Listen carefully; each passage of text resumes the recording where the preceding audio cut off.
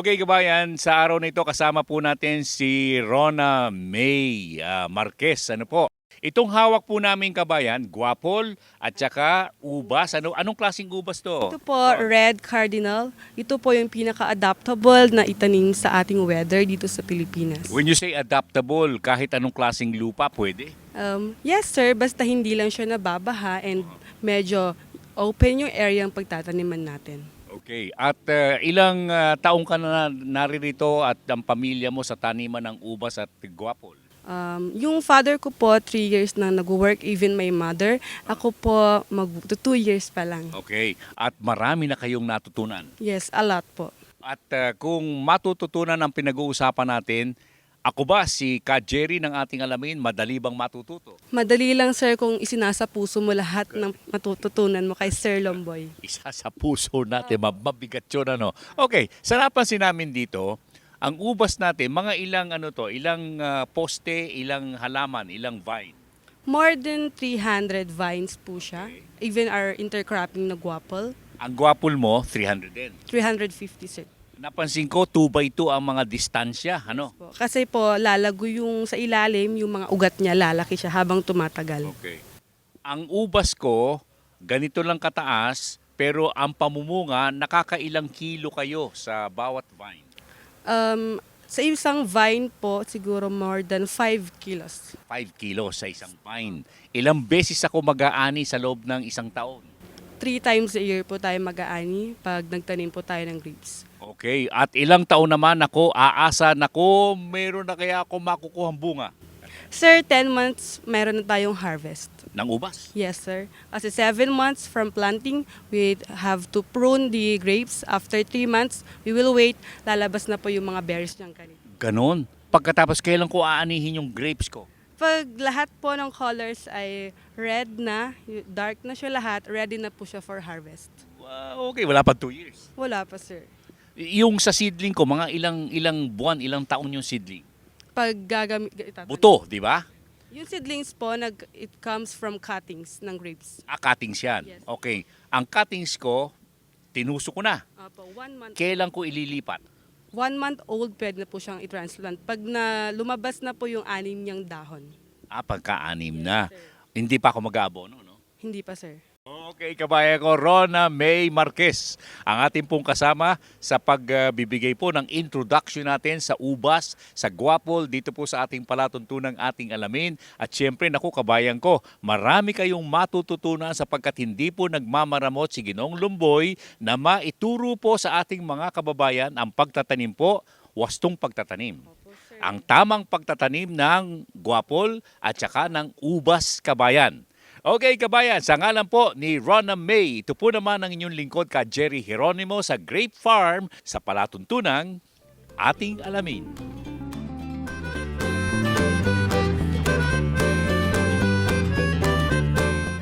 Kabayan, ang aming pakikipag-ugnayan sa pamilya ng Lumboy sa La Union ay pinangunahan ng mga nakalipas na pagdalaw ng ating alamin sa kanilang taniman mula sa ubas at iba pang uri ng mga pananim tulad ng bayabas o guwapol, malalaking uri ng bayabas kabayan at dragon fruit na sentro ng pagtatanghal ng palatuntunang ating alamin sa araw na ito. Lumboy Family ng La Union Kabayan sa ating palatuntunang ating alamin.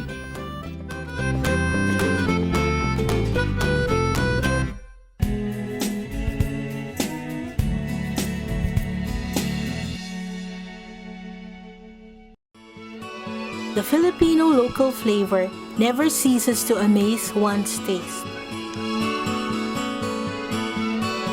It brings you home to the good old times. Ka Jerry's Farm Products, available at selected leading supermarkets and dealers. Kabayan, talagang hindi matatawaran ang bisang taglay ng Feed Pro. Pwede nating ipakain sa ating mga baboy na iwas sa maraming kemikal. Manipis ang taba, mabuti sa mga may edad na, lalo na sa mga bata. Noon, pinahihinto yung kulungan namin. Pero nung nagpalit kami ng Pitro, wala nang pumupuntang nagpapahinto. Dahilan kung bakit lalong dumarami ang gumagamit ng FeedPro. Sa FeedPro kabayan, makatitiyak kayong lalaking malusog ang inyong mga alaga. Ang FeedPro ay walang halong anumang kemikal, hormones at antibiotiko. Lahat ng sangkap ay tungo sa likas na pagpapalaki ng inyong alagang baboy. Likas din ang paraang gamit. PIGS, Profitable Innovative Growing System. Bawas gastos, bawas trabaho, at halos walang masamang amoy. Kaya kabayan, pumaris na sa mga gumagamit ng FeedPro. Lahat sila ay nasisiyahan. Mag-FeedPro na, kabayan!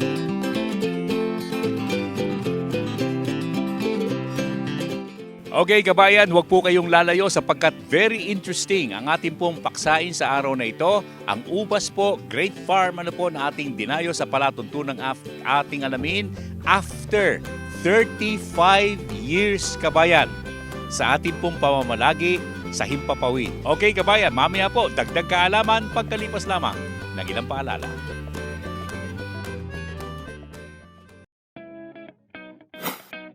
You'll always need a cake to celebrate. Learn to make the cake that will surely launch a new business. Decorate them yourselves with new techniques in icing. Be one great maker with GSK Gabayan sa Kabuhayan Cake Decorating Seminar. Para mag-enroll saan man sa aming mga seminars, tumawag sa Gabayan sa Kabuhayan Hotline 825-6564 or 825-7454 o mag-text sa 0917-315-1654 or 0908-869-9657.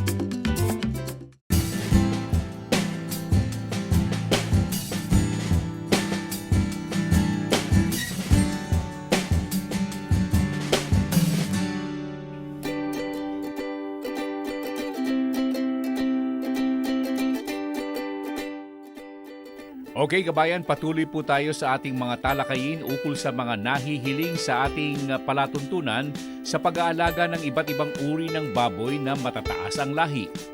Kung tutusin, ang mga lahing maaaring pagsimula ng maayos na alagaan ay ang Landrace, Large White, Duroc o P-Train. May iba pang nairerekomenda pero ang mga ito ang pinaka-maayos na lahing pwedeng pagmulan ng magandang kawan ng ating mga alagain.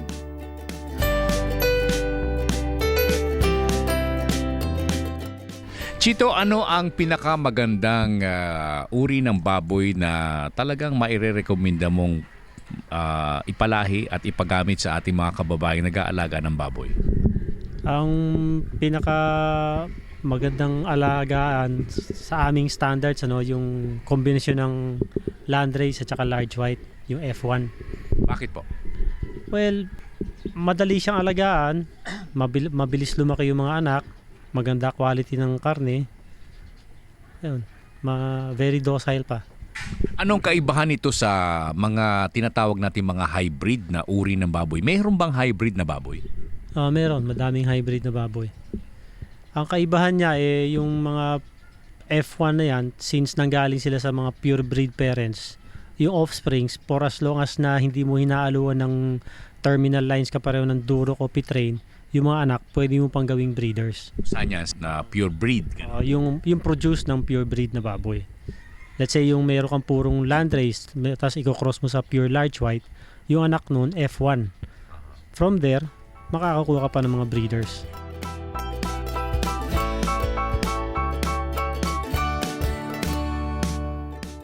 Kabayan, bukod sa baboy na alagain, nairerekomenda ng ating alamin ang pagpapalaganap ng mga alagaing manok na inaalagaan sa likas na paraan. Yaong kung tawagin ay range chicken. Kahit na ang mga imported na lahi ay pwedeng gawing range chicken kabayan o nakalaya. Basta't ang pakain ay halos likas o natural. Yan ang nagiging tanyag ngayon dahilan sa pag-iwas ng maraming tao sa mga kemikal. Bagamat nabibigyan pa rin ng ilang porsyento ng commercial feeds, ang nangunguna ay mga likas na pakain at yaong nakukuha ng manok sa kanyang kapaligiran. Dagdag kaalaman ng palatuntunan, ating alamin.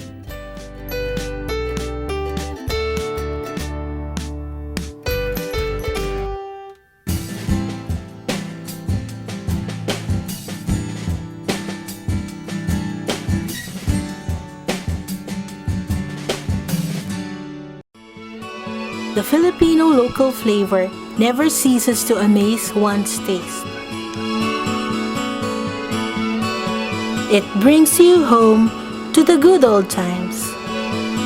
Jerry's Farm Products, available at selected leading supermarkets and dealers. Kabayan, talagang hindi matatawaran ang bisang taglay ng Feed Pro. Pwede nating ipakain sa ating mga baboy na iwas sa maraming kemikal. Manipis ang taba, mabuti sa mga may edad na, lalo na sa mga bata. Noon, pinahihinto yung kulungan namin. Pero nung nagpalit kami ng Feed Pro, wala nang pumupuntang nagpapahinto. Dahilan kung bakit lalong dumarami ang gumagamit ng Feed Pro. Sa Feed Pro, kabayan, makatitiyak kayong lalaking malusog ang inyong mga alaga. Ang Feed Pro ay walang halong anumang kemikal, hormones at antibiotiko. Lahat ng sangkap ay tungo sa likas na pagpapalaki ng inyong alagang baboy. Likas din ang paraang gamit. PIGS, Profitable Innovative Growing System. Bawas gastos, bawas trabaho, at halos walang masamang amoy. Kaya kabayan, pumaris na sa mga gumagamit ng Feed Pro. Lahat sila'y nasisiyahan. Mag-Feed Pro na, kabayan!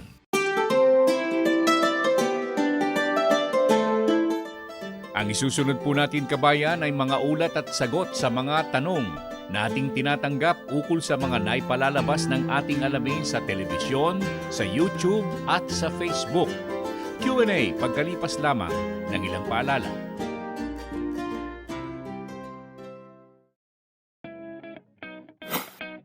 You'll always need a cake to celebrate. Learn to make the cake that will surely launch a new business. Decorate them yourselves with new techniques in icing. Be one great maker with GSK Gabayan sa Kabuhayan Cake Decorating Seminar. Para mag-enroll saan man sa aming mga seminars, tumawag sa Gabayan sa Kabuhayan Hotline 825-6564 or 825-7454 o mag-text sa 0917-315-1654 or 0908-869-9657.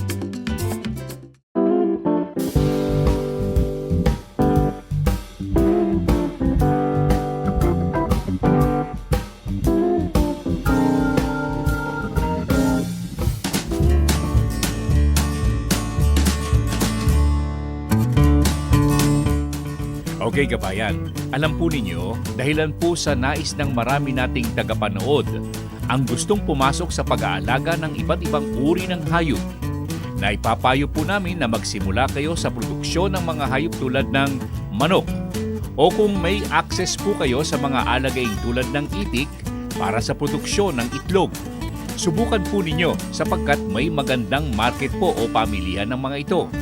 At pwedeng pagsimulan iyan ng isang maliit na kainan o yung tinatawag nating karinderya o restaurant, kabayan. Pwede rin po ninyong subukang magsimula sa pag-aalaga ng mga pato o bibe. Ang karne po nito ay mayroon ding malaking pamilihan. At ang itlog ay para po sa iba't ibang gamit sa pagluluto. At ang isang mayroon ng malaking market sa Pilipinas ay ang Peking duck. Ang malaking bahagi po nito, kabayan, ay inaangkat pa sa ibang bansa. Multimilyong dolyar ang kailangan. Ang ilang nagtanong ay sina Yolanda Hokso ng Maynila, Ben Marquez ng Bataan at Blas B. Sakdalan ng Bulacan. Peking ducks, kabayan.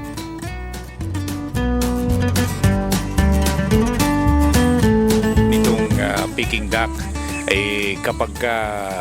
pagka pinalalaki na, sabi niya, madaling mangitlog, nakakapangitlog na maganda, pero ang problema, hindi sila naglilimlim. Hindi naglilimlim ang Peking duck. Kaya ang ginagawa namin pagka ganyang nangingitlog sila, Incubator. Incubator, at the same time, yung natural pa rin na pamamaraan na sinasama namin sa mga manok namin na inahin. Hindi naman namumroblema yung wala naman diskriminasyon yung mga Wala naman. Okay. Una-una, kita nyo dito, pinagsama na namin sila habang bata pa. Kumbaga, magkakaibigan na yung mga yan. At nakita natin na pwede pala yung ganon. Anong nakikita mong future nitong ganitong klaseng pag-aalaga sa inyong farm? Ito, maari naman itong ma-duplicate, ma-replicate na mga iba. Unang-una, kagandahan kasi nito, nandito na lahat ng mga klase-klaseng hayop at saka yung mga paninim natin dyan na natural, na organic. Kaya magandang makopya para naman maging self-sufficient na rin ang mga Pilipino pagdating sa pagkainan, sa pagkain.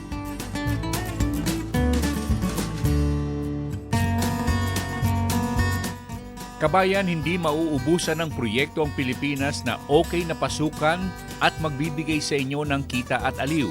Panimula po ng isang negosyo at hanap buhay. Mula sa Q&A ng palatuntunan ating alamin.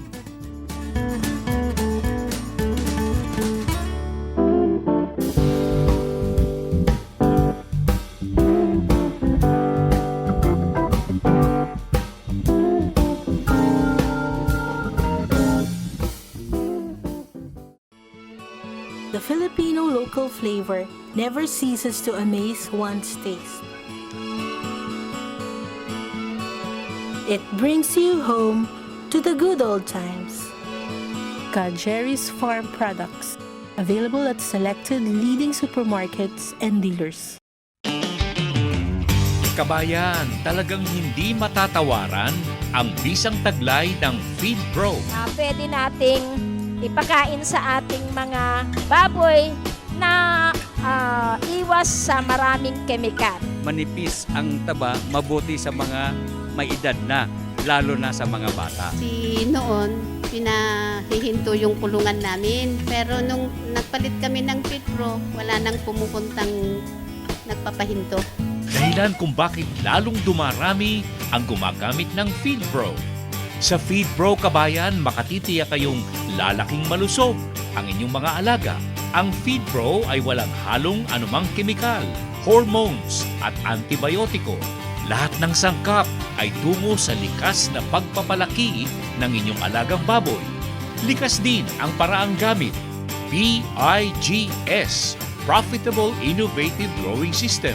Bawas gastos, bawas trabaho at halos walang masamang amoy. Kaya kabayan, pumaris na sa mga gumagamit ng Feed Pro. Lahat sila ay nasisiyahan.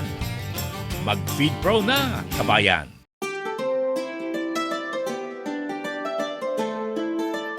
Antabay po kayo, kabayan, sa GSK Gabayan sa Kabuhayan pagkalipas lamang ng ilang paalala.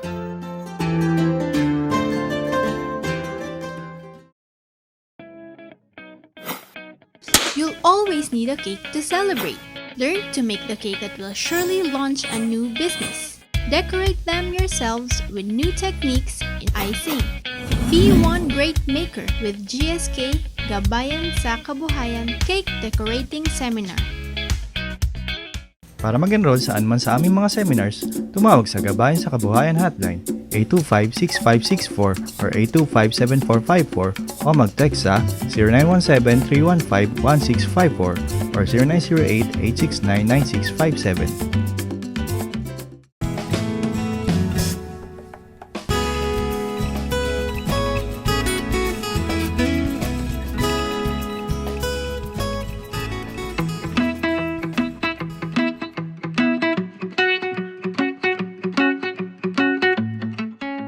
Bueno kabayan, ang isang seminar na nahihiling sa ating palatuntunan at GSK ay ang Cakes and Pastries. Kasunod po nito ang Commercial Bread Making. Kung kaya't may mga pagpapakitang gawa po kami sa araw na ito. Panoorin po ninyo, kabayan.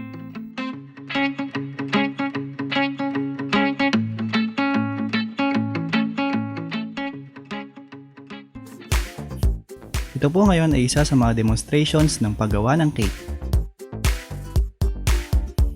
Ihanda ang sugar, all-purpose flour, baking powder, salt, eggs, milk, and hot water.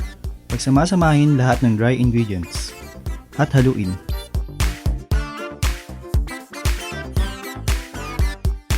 Pagkatapos haluin, ilagay ang hot water. Maaari na itong i-bake.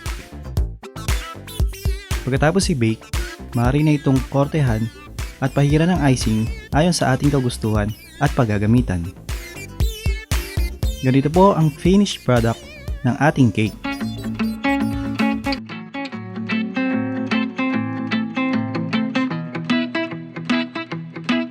May iba pang mga seminar kabayan ng GSK na pwede po ninyong salihan na tiyak na magbibigay sa inyo ng kasiyahan at pwedeng panimula ng isang negosyo. Pwedeng maliit lamang ang inyong ilalagay na puhunan. Gabayan sa kabuhayan ng palatuntunang ating alamin.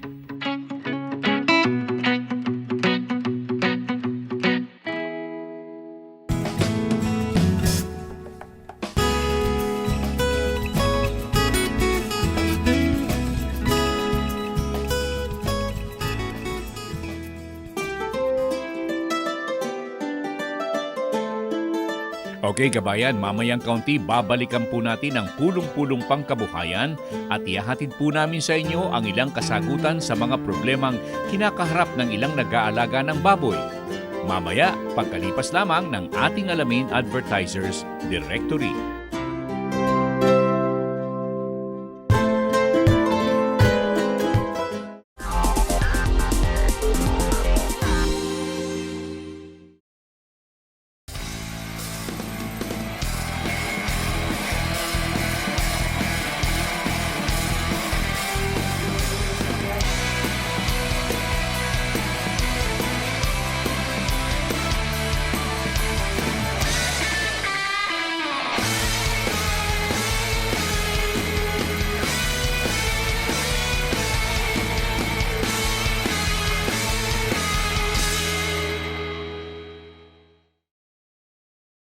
Fast times need fast solutions.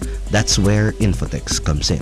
Announcements in schools and universities. I get to know kung may pasok o wala. For fast delivery. Mabilis namin natatrack ang mga packages. Via text for nationwide safety and security. Mabilis namin nakuha ang command mula sa central base. Infotex cares for your health. We get outbreak information and vaccines via text. Everything in a click. Caring solutions by Infotext.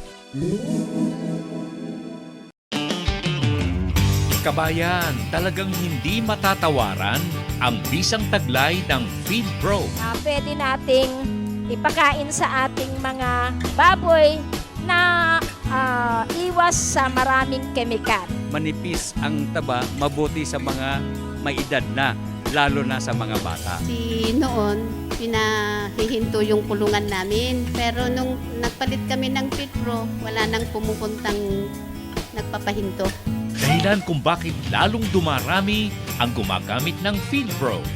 Sa Feed Pro kabayan, makatitiyak kayong lalaking malusog ang inyong mga alaga. Ang Feed Pro ay walang halong anumang kemikal, hormones at antibiotiko. Lahat ng sangkap ay tungo sa likas na pagpapalaki ng inyong alagang baboy. Likas din ang paraang gamit. PIGS, Profitable Innovative Growing System. Bawas gastos, bawas trabaho, at halos walang masamang amoy. Kaya kabayan, pumaris na sa mga gumagamit ng Feed Pro. Lahat sila ay nasisiyahan. Mag-Feed Pro na, kabayan!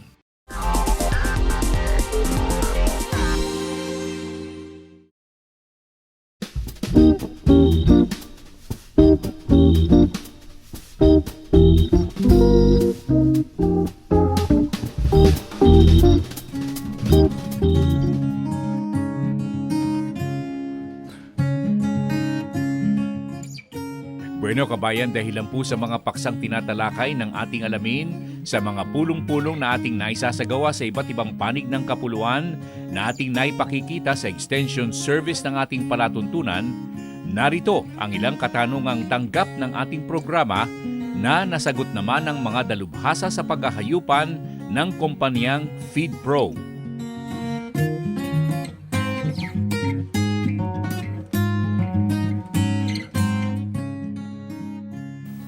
Sa sakit, isang tanong naman. Material ito kay Ginong Damaso Cortez. Yung may iba't ibang klaseng mga viruses binanggit mo. Ano yung HC virus? Sige. Ang HV virus, hog cholera. Ayun, hog cholera virus, pero may iba't ibang mga viruses na tinatrangkaso pala ang baboy, Anong pwede nating gamot? Pero mayroong dagdag na tanong dito. Bakit yung mga black pig, sino may alagang native pigs, yung itim? Sir, yun yung tanong niya. Parehong tanong niya, Sa white pigs at saka sa black, yung itim. Bakit matibay yung itim sa doon sa mga hog cholera viruses, sa mga flu viruses, samantalang itong mga puti, konting dikit lang tama na kagad. Actually, ang virus walang pinipili yan. Kay puti, kay itim, lahat tatamaan ka. Nagkakaiba na lang doon sa resistensya. Kasi ang black pigs po talaga, native pigs ng Pilipinas, po yan, napaka-resilient niya sa lahat ng panahon. Kay umuulan yan, kay tag-init yan, anumang sitwasyon ng buhay ka nakaka-relate siya. Unlike po dun sa puti, na kapag kayo nainitan, nalamigan, magkakasipon at everything will affect the health of the animal. So, wala pong pinipili ang virus. Kung nakikita man natin na ang black pigs ay matibay, resistensyado, andun lang ang virus, nakikcarry lang niya ng katawan. Carrier siya. And even you, ikaw na nag-aalaga, na hindi tinatamaan ng flu virus, matibay din ang katawan mo. Resistensyado. Nandoon lang yon. Once na ikaw ay humina ang resistensya mo dahil kulang ka sa mga ini-intake mo ng mga vitamins and minerals, pagka bumaba yan, doon lang sila magiging happy. Happy together, ika nga.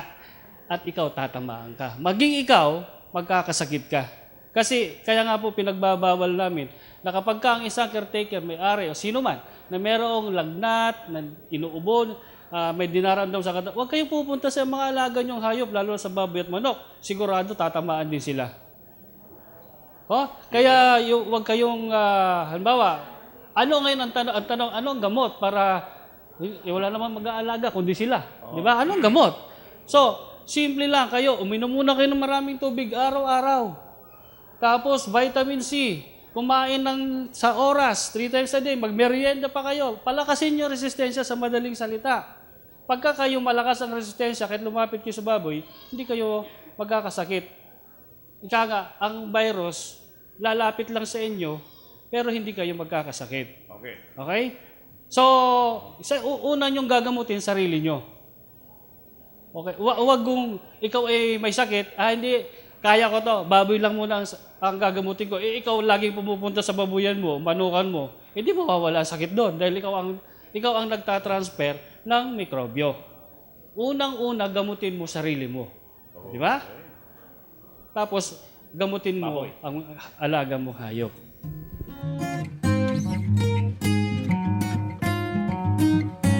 Kabayan, kung sakaling may mga katanungan po kayo ukol sa inyong pag-aalaga ng baboy, kontak lamang kayo sa ating programa at sasagutin po natin ang mga ito sa ating alamin sa Facebook o kaya sa YouTube. At dalo rin po kayo sa mga seminar sa hog raising ng ating palatuntunan. Extension Service ng Palatuntunan, ating alamin.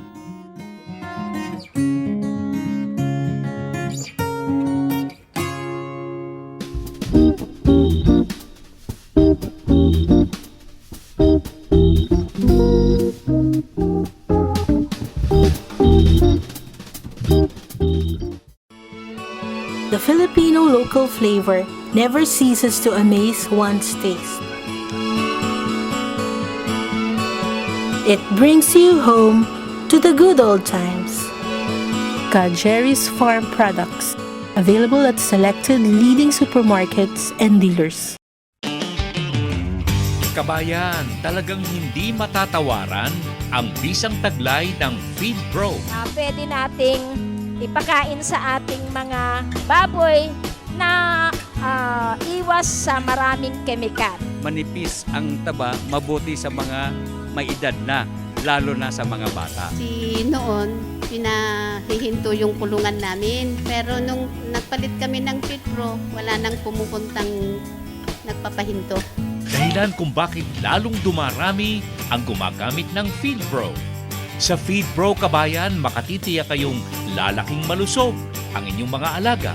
Ang Feed Pro ay walang halong anumang kemikal, hormones at antibiotiko.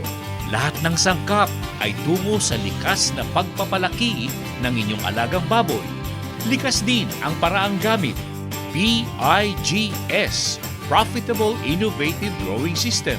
Bawas gastos, bawas trabaho, at halos walang masamang amoy. Kaya kabayan, pumaris na sa mga gumagamit ng Feed Pro. Lahat sila'y nasisiyahan. Mag-Feed Pro na, kabayan!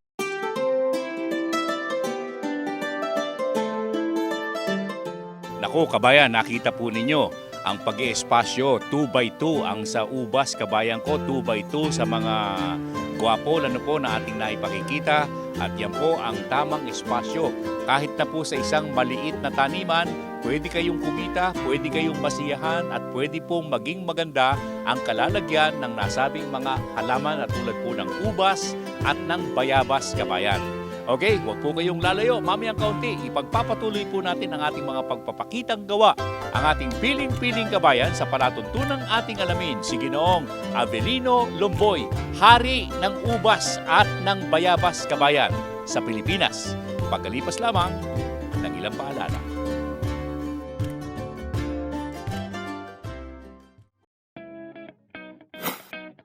You'll always need a cake to celebrate. Learn to make the cake that will surely launch a new business. Decorate them yourselves with new techniques in icing. Be one great maker with GSK Gabayan sa Kabuhayan Cake Decorating Seminar. Para mag-enroll saan man sa aming mga seminars, tumawag sa Gabayan sa Kabuhayan Hotline 825-6564 or 825-7454 o mag-text sa 0917-315-1654 or 0908-869-9657.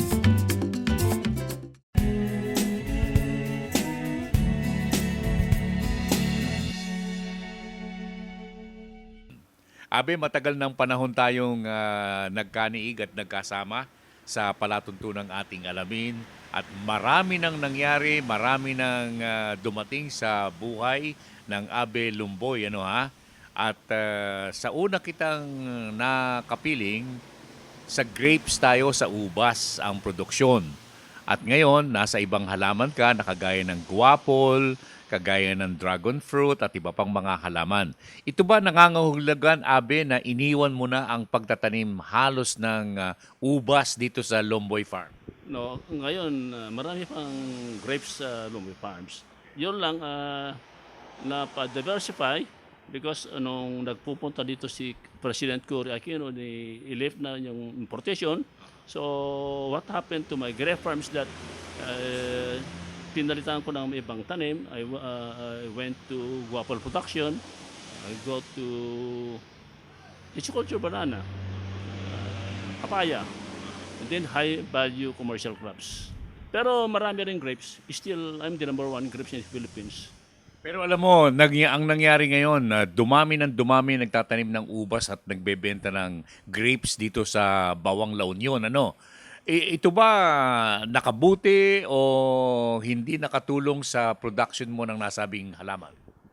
Ang dumadaming pagtanim, dito lang sa La Union. Yung dating mga trabador ko, natuto sila. Sila na ang sumusunod sa akin. Okay. Nakatulong ito sa industry. Then, nagput ako ng tourism, agri-tourism in Region 1. At present, I'm the only one accredited by the tourism. So, yan ang pan namin is tourism. Then we produce the whole year round grapes, we produce guapol, we produce dragon fruit. Okay. Bakit ka naman pumasok sa, aside from, sabi mo nga, nag-diversify ka dahilan sa nagkaroon ng importation, ano? Pero bakit guapol lang napili mo? Well, I was able to produce. Well, modest aside, ako ang nag-produce ng dwarfing and high density planting of guapol. Itong guapol nito, I was able to produce the whole year round, 14 years, walang hinto pagbunga. Ngayon, naisipan kong guapol to go into processing. Ito ang tanim na hindi seasonal, tuloy-tuloy ang pagbunga, di tuloy-tuloy ang processing. Every year, every month, every day may bunga. At dwarf pa. Ang ibig mo sabihin, yung ubas na, yung variety na nakuha mo, hindi ka mawawalan ng produksyon sa loob ng isang taon. Yes, because we program the pruning. Kasi sa Pilipinas, 3 beses na nabumunga ng grapes. Not unlike in other countries na minsan lang. Kung minsan lang, tapos ng harvest, wala na. Sa Pilipinas, tuloy-tuloy ang pagbunga kasi tuloy-tuloy ang pagpruning namin. Hindi, ibig sabihin, aside from the pruning method na inadapt mo, no, bakit ang Pilipinas 3 beses nagkakaroon ng bunga? Because of our temperature, of our climate. Walang winter sa atin, tuloy-tuloy ang init . Oh. Kaya I was able to adapt that culture under our climatic condition. Oh, tuloy-tuloy yan, walang hinto. Ano ang gusto ng ubas na kagaya ng variety na tinatanim mo? Una, kailangan mainit ang panahon. Full sunshine. Kung minsan, hindi siya na maraming tubig. Yan. Ang lupa niya kailangan sandy loamy or what? Well, ang lupa, provided na hindi nababa, we can recondition the soil. Yan. Pwede mong palitan ng compost, pwede mong lagyan ng mga sawdust, pwede mong lagyan ng rice hull. Ganun ang isal namin ngayon. Hindi yung nandun lang ang lupa, no. Pinapalitan namin ngayon. And upon planting ng grapes na kagaya ng pinakita mo sa amin noong 1980s, 80s. So, how many years bago talaga makinabang ka sa pananim? Ang ngayon, napaiksi namin ng pamumuo ng grapes. From the time of planting, yung pagbubunga niya is below 1 year. May bunga na. In America, hintayin mo ng 3 years. Yeah. It is in Pilipinas, 8 months, bubunga na. And what makes it different from the American variety? Because of our temperature. Temperature. Always consistent ang temperature natin. And may binanggit ka na sa pruning method. Sa pruning mo, how often do you do the pruning system? 3 times in 1 year. Itong pruning system is dependent sa variety. Not all the varieties meron iisang pruning style, no. Iba-iba. Kaya yung sinasabi ko, yung nagtatanim ng ubas, well, they have to visit me and then tanungin mo kung anong style ng pruning ang variety na yan. Hindi pare-pares ang pruning ang variety. Diba ang pruning system ng cardinal, diba ang pruning system ng hybrid, ganyan. And napagit mo yung mga variety na yan. Anong klaseng variety meron ka rito? At least I have 4 ngayon. Ang pinakamarami is the cardinal, and then we have the Brazilian hybrid. Itong variety na ito, napakanamis ito. Umaabot ng 22-degree Brix ang sugar ito. Pwedeng pang wine. Mataas ang kwento. And then I have the black Riviere. And then lately, I was able to produce a seedless variety. Seedless. Saan ang galing ang seedless? Well, galing sa Chile. And then meron modification, the use of hormone. We are talking about hormones . Yung tinuturo mo sa akin noon, ano yung klaseng nilalagay mo? Para mamunga? Ganon din. Gibberellic din. Gibberellic acid, Gibberellic acid. Ganon din. Ang still, kasi iba-ibang concentration, iba-ibang timing of the day, iba-ibang stages of growth. Yan, ngayon, research ngayon. Upang ma-perfect ang seedless variety. Pero bakit yung sabi mo sa kanila once lang in a year because of the climate condition, pagkatapos sa'yo 3, pero yung bang pruning mo at saka yung paglalagay mo ng growth hormone, pareho din ba? Yeah, the same year to year. Oo, kanya lang na modify yung temperature. Temperature. Kung mataas masyado yung temperature, nakakaroon ka ng burning. Chemical burning. Pero you have to time yung paglagay mo ng gibberellic, what part of the day, and then yung dilution. We are talking about the parts per million . Okay. Going back to your style of planting ng grapes, sa pagtatanim mo, sa isang puno, nakakailang kilo ang umaani? Ngayon, actually ito ngayon makikita mo sa baba, we are expecting at least 15 kilos per vine per harvest. Yeah. Actually, nung last year, mamaya makipakita ko sa iyo sa baba yung mga pictures dyan, umabot pa ng 23 kilos per vine. Ngayon na-perfect na natin ang sistema, ang culture. When you say perfect, ano nangyari sa harvest mo? Tumataas. Yeah, tumataas. And then, kung tumaas ang production mo, you don't have to plant wide areas. Kunti na lang, di mataas ang production. Yeah. Hindi, kasi nga, kaya natanong ko yan. Di ba, marami tayong mga kababayan nanonood sa palatuntunang ating alamin at saka yung mga nagpupunta rito. Siyempre, they are attracted to the way you do it, ano? Ito ba nangangahulugan na kapag ka sila'y nainganyo na magtanim nito, ay hindi makakasama o makakabuti pa nga? Makakabuti sa ating bansa kasi parang substitution ng mga importer dyan eh. We can plant and we can produce grapes in the Philippines. Yeah, we can. Ang problema na kasi, akalang iba, parang magtanim ng saging na bubunga kahit hindi mo na asikasuhin. Oo, pero itong grapes, iba eh.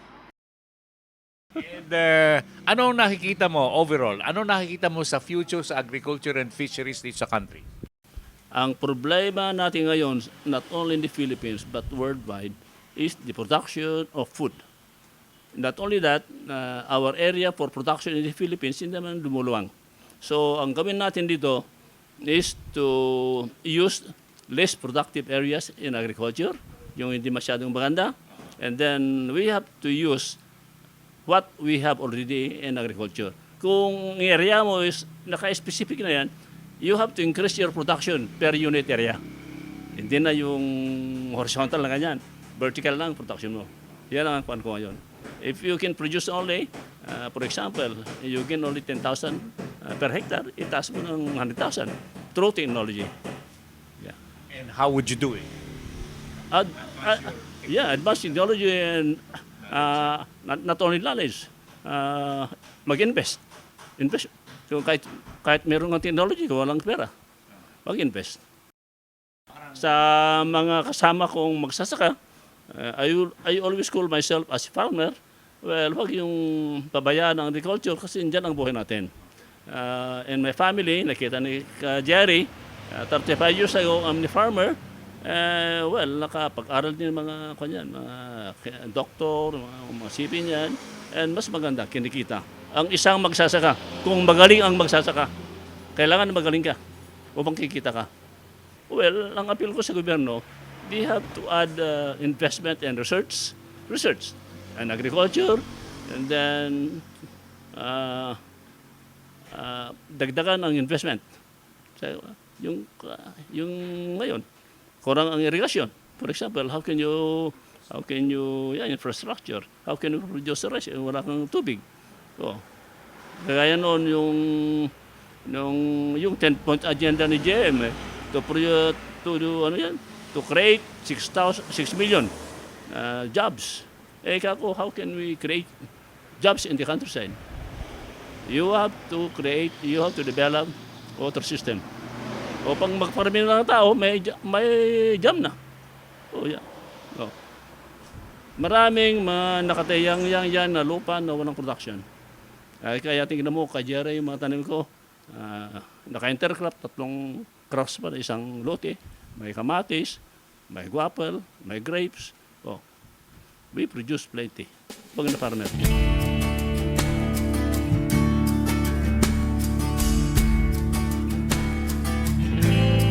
Abelumboy Kabayan, dating provincial agriculturist, nanguna sa produksyon ng uba simula pa noong 1970s at 1980s at ngayon nangungunang producer po ng guapol o bayabas at dragon fruit sa lalawigan ng La Union. Abelumboy, piling-piling kabayan ng palatuntunan, ating alamin.